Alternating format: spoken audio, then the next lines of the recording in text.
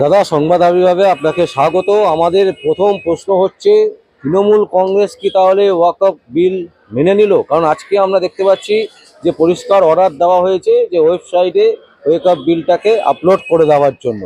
তার মানে মেনে নিল। মেনে নিল, এটা তো মাননীয় মুখ্যমন্ত্রী মেনে নিয়েছেন, কিন্তু নিচুতলার লোকেরা যেগুলো চিটিংবাজগুলো আছে তারা কি মেনে নিয়েছে? তারা সেই জায়গাতে মদের ঠেক, জুয়ার ঠেক, আড্ডাখানা করে রেখে দিয়েছে। সেগুলো ওঠাবে কী করে? প্রথম প্রশ্ন। দ্বিতীয় নম্বর প্রশ্ন হচ্ছে, এই আপনি দেখবেন এই কিছু কিছু মানুষ আছে, আমি 265 বিধানসভা কেন্দ্রে মাননীয় মধুসূদন ভট্টাচার্যের কথা বলছি।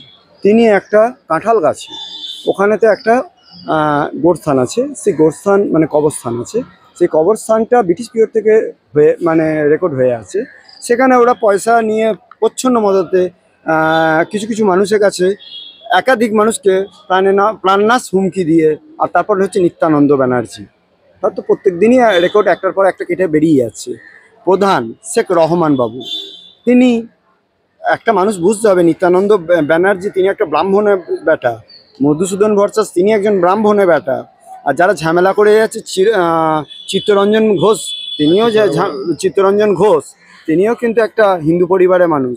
বিনোদ মালিক, সেও হিন্দু পরিবারে। অশোক রায়, সেও হিন্দু পরিবারে। একজন আছে আনসার আলী, সে শুধু মুসলিম পরিবারে। আর কার্তিক রায়, সেও হিন্দু পরিবারে। তাহলে দেখা যাচ্ছে হিন্দুরাই বিরোধী করছে মুসলমানদেরকে। প্রথম প্রশ্ন। দ্বিতীয় নম্বর কথা, যাদের যাদের ওপর এরকম করে নারকীয় অত্যাচার করছে, আরে বাবা, মাননীয় মুখ্যমন্ত্রী বলে যেত, আরে বাবা দুটো দলের ভাগ হয়ে গেছে এখন।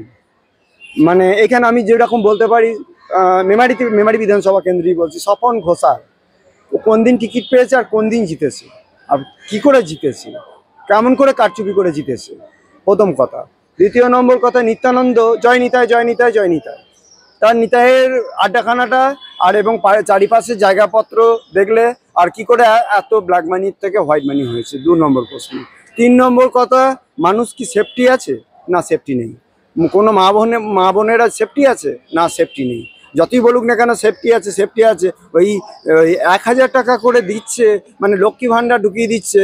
লক্ষ্মী ভাণ্ডার, নারায়ণ ভাণ্ডারও তো দেওয়া দরকার, নারায়ণ ভাণ্ডার বলে কিছু নেই। আর গতিধারা বলছে, গতিধারাতে গতি তো ধারা নেই, গতির ধারা সব শেষ হয়ে গেছে, আর গতি হারা হয়ে গেছে সব, প্রথম কথা। দ্বিতীয় কথা, আর মানুষকে একদম এমন প্রচ্ছন্ন মদতে নোংরামে চলে যাচ্ছে।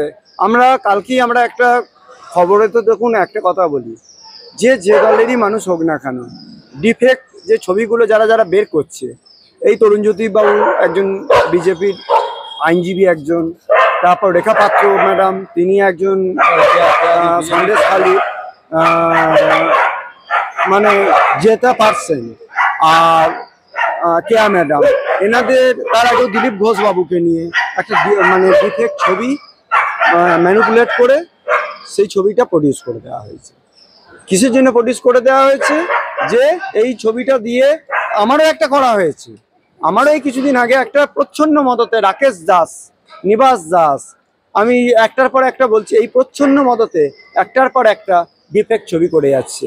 এগুলো কিন্তু দলের জন্য নয়, মানুষের একদম। আর দিদি বলছে না যে এই ট্যাব দেবো, এই ক্যাব দেবো, এই মানে মেয়েদের পিঙ্ক গাড়ি চালানোর জন্য সুবিধা করে দেবো।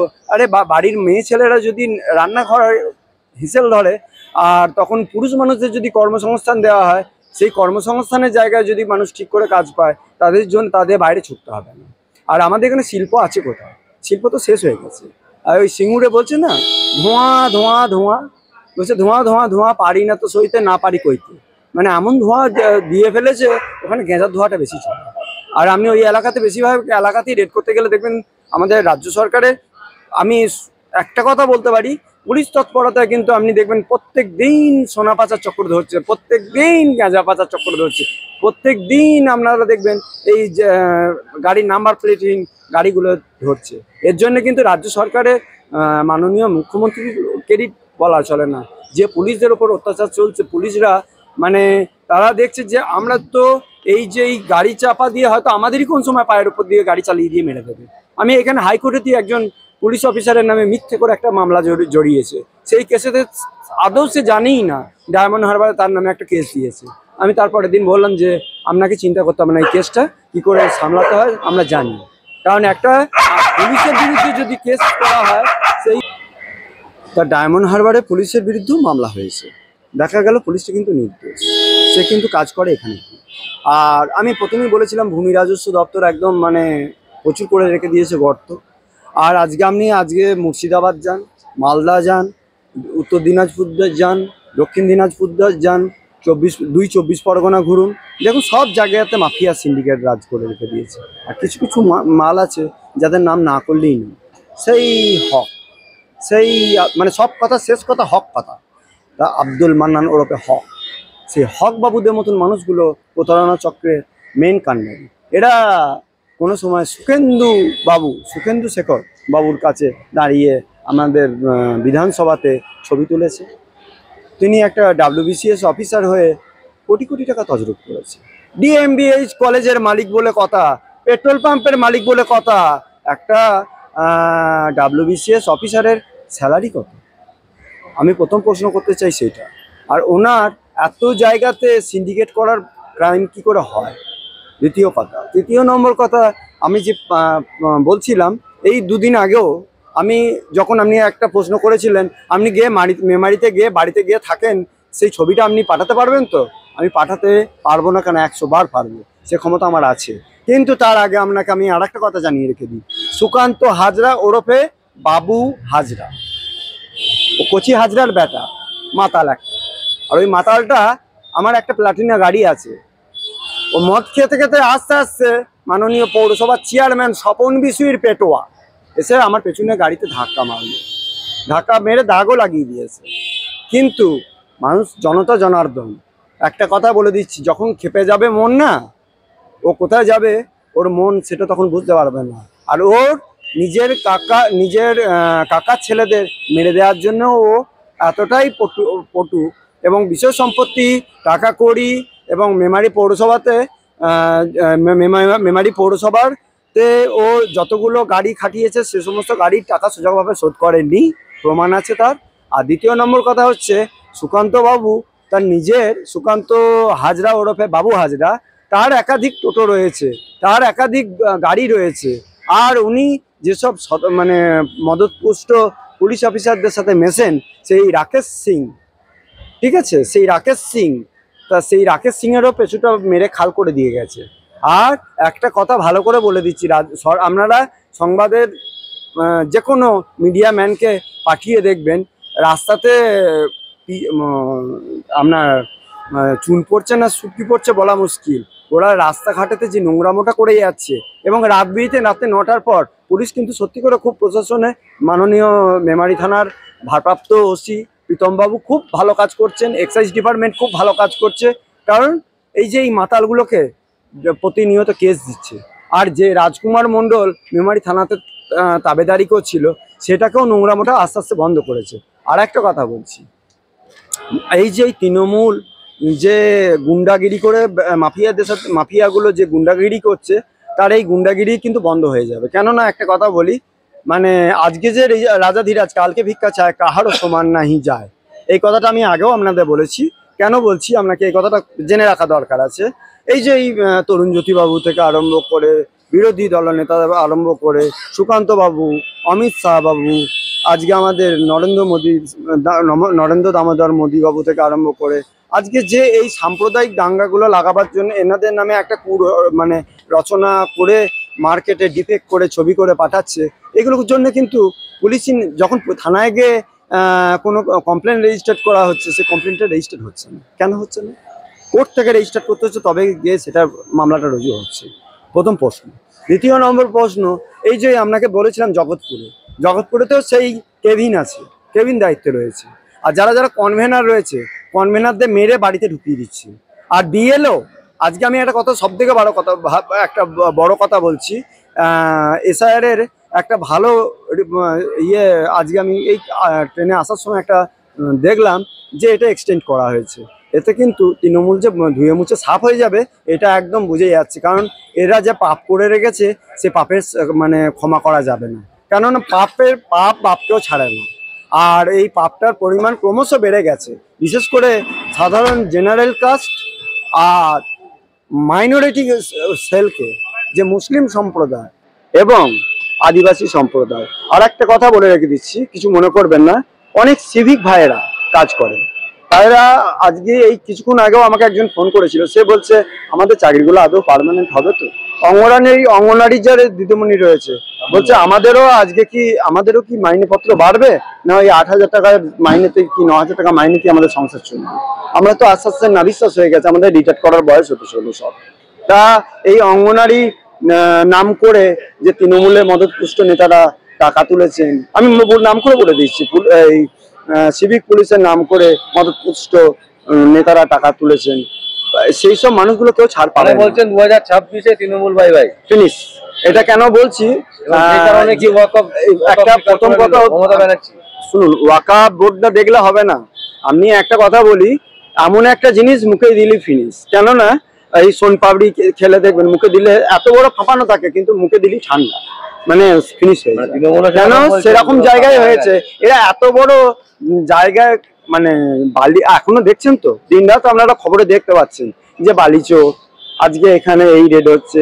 আমি এই কদিন আগে দেখুন সাইকেলে করে সীমান্ত থেকে, মানে এগুলো তো ওনারা তো রটাবেন, ওনারা রটাবেন না কিসের জন্য?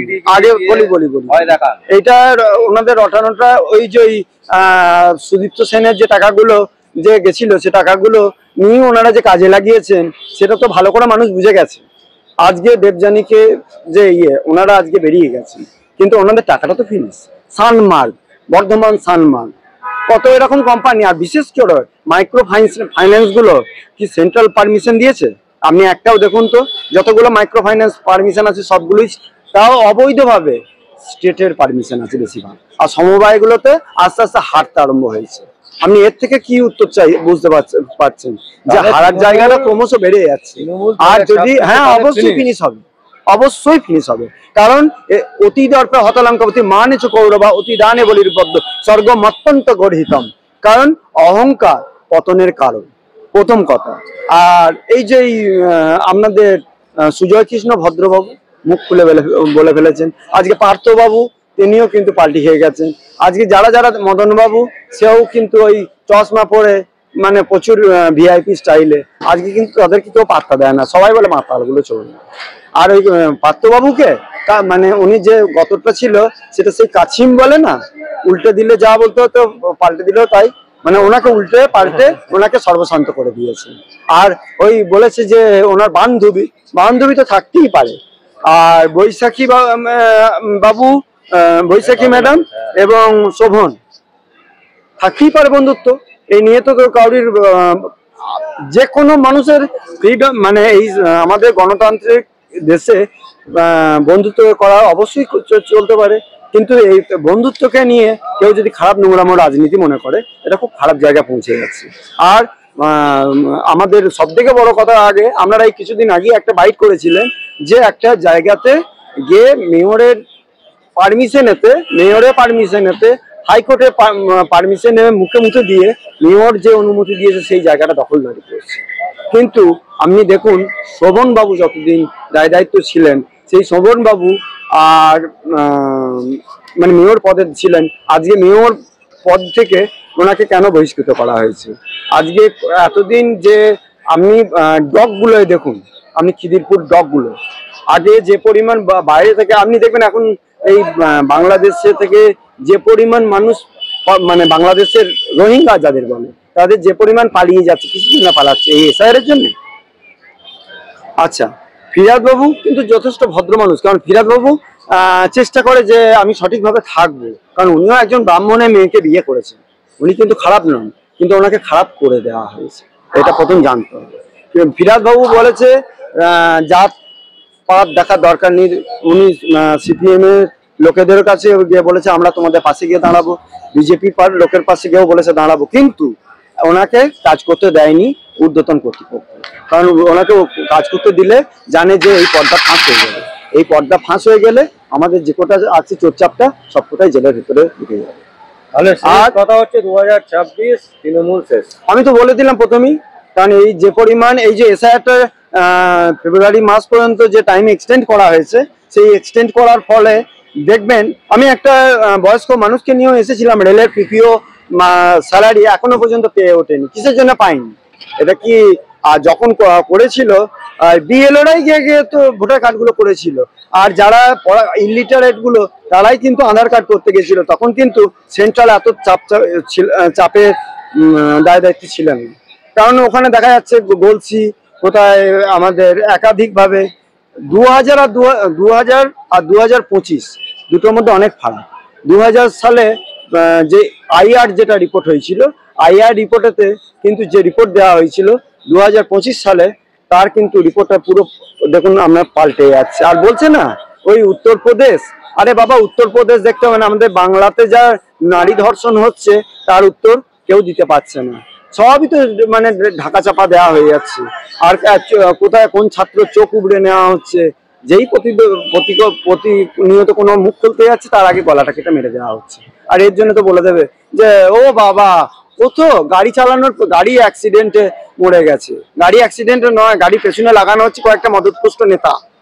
আমি তো নাম করি বলি, মেমারি বিধানসভার মধু ভট্টাচার্য, নিত্যানন্দ ব্যানার্জি, আমি একটা একটা করে নাম করে বলছি, তাই বলে হাতের 5টা আঙুল যেরকম সমান নয় সেরাম করে আমি বলছি। এই যে এই সুকান্ত বাবু যিনি, সে তো আমার সরাসরি সেদিন ধাক্কা মেরেছে, তা আমার কাছে প্রমাণ আছে। আর ও যে কত টাকা লুটেছে, বিশ্বাস হার্ডওয়ার্স, সেই দোকানের সামনে একটা দোকান করে দিয়েছে কার মদতে? আজকে যারাই পার্টিগত দিকে মানে বিজেপি বা যে কোনো সিপিএম যেখানেই মিটিং মিছিল করতে যাচ্ছে সেখানে গিয়ে হামলা হচ্ছে কিসের জন্য? আর যেখানেই অনুষ্ঠান করতে মানে তৃণমূলের অনুষ্ঠানের জন্য যেখানে বিরোধী জায়গাটা মানে কোনো মিটিং মিছিল করতে যাবে তার জন্য পারমিশন নিতে হচ্ছে। এই যে সহস্র গীতা পাঠের জন্য পারমিশন নিতে হচ্ছে। ইয়ে তো আমাদের কোনো পারমিশন লাগে না। আর এই শহীদ 21শে জুলাই যে শহীদদের বলছেন না, এই শহীদদের কিন্তু অ্যাকচুয়াল করে দেখা যাবে এই যে যেরকম ওই সিঙ্গুরেতে মেয়েটাকে নারকীয় হত্যা করে দেওয়া হয়েছে, সেই তাপসী মালিককেও যে নারকীয় ভাবে হত্যা করে দেওয়া হয়েছে, তথ্য প্রমাণ লোপাট করে দেওয়া হয়েছে। সেখানে কিন্তু জমিগুলোতে রতন টাটা যে একটা ওখানে কয়েক হাজার মানুষ কাজ করতে পারবে, কয়েক হাজার মানুষ কি তারও বেশি, আজকে রাজ্য সরকার সেই জায়গাটাকে ভেঙে চুরে উড়িয়ে দিল। আর এখানে শিল্প আসা তো দূরে থাক, এই চপের শিল্পটা হবে, আর বেগনি ভাজা হবে, আর ঘুগনি বিক্রি করা হবে। আর একটা কথা বলছি, সুকান্ত হাজরা যে তার পিতা কচি হাজরা, পিতা আজকে মারা গেছে। তা সুকান্ত হাজরা তার যে মেমারি কথা বলছে, এটা মেমারি, তার বাড়ি হচ্ছে 7 নম্বর ওয়ার্ডে, ও 12 নম্বরে এসে দাদাগিরি করে। ঋতব্রত বাবু গিয়ে ওনাকে 15 কোটি টাকা তজরূপের জন্য ওনার নামে একটা ওয়ারেন্ট ইস্যু করে দিয়েছিল। ওই আইনে ওইখানেতে অন্যজনকে বসিয়েছে। ও তো চোরচাপটা, ওর একাধিক রাইস মিল রয়েছে, ওর একটাও প্রমাণ লোপাট হয়নি। আমাকে মারতে পারে, আমার থেকে অনেক বর্ষিয়ান আইনজীবীরা রয়েছে। আর সিপিএম এ যত মানুষ আছে ওই এলাকাতে, বা বিজেপি যত মানুষ আছে, তৃণমূলের ওপর একদম সত্যি কথা বলতে গেলে মানে আদিবাসী সম্প্রদায় পর্যন্ত এই নিকৃষ্ট জায়গা থেকে একদম বলছে যে এরা মানে বেরিয়ে পকার পার হলে আমরা বেঁচে যাবে। আর পকার পার না হলে আমাদের যদি আবার যদি রাজ্য সরকার ক্ষমতায় আসে না, আমাদের তো মাইনে তো পাবোই না, তখন এমনি ওই রাম মন্দিরে গিয়ে ভিক্ষা করে বেড়াতে হবে, আবার বাবরি মসজিদ কোথাও হবে যখন সেখানে গিয়ে আমাদের বাটি নিয়ে বসতে হবে, সর্বমঙ্গলা মন্দিরে গিয়ে ফুটো বাটি নিয়ে বসতে হবে, আর না হলে পেটো বোম বাঁধতে হবে, দিয়ে যেখানে পারবে মুসলিম সম্প্রদায় গিয়ে বোম ফেলবে, দিয়ে বলবে এর নামে দোষ, ওর নামে দোষ, তার নামে দোষ। আর যারা আপনার বড় বড় কথা বলবেন, কিন্তু বড় বড় কথা বলার আগে আপনাকে একটা কথা বলি, সনাতন সম্প্রদায় এবং এক একটা মানুষ, আপনাকে আমি বলে দিচ্ছি, পাসপোর্ট ভিসা নিয়ে খুব ভুগছে। কিসের জন্য পাসপোর্ট ভিসা নিয়ে ভুগছে? এই দীপেশ গোস্বামীদের মতন চিটিংবাজগুলো অনেক পাসপোর্ট নিয়ে জালিয়াতি করেছেন। তার ফলে এখন দেখা যাচ্ছে তাদের date of birth, date of registration, একটার পর একটা, মানে সমস্ত কিছু।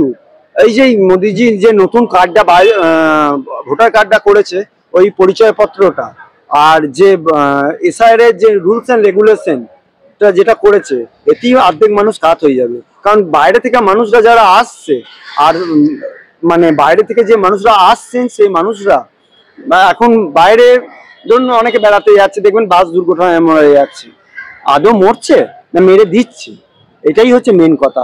আজকে দেখুন বোম বাস্ট হচ্ছে, দেখবেন অর্ধেক মুসলমান সম্প্রদায়ের মানুষ মরে যাচ্ছে, এটা কার জন্য?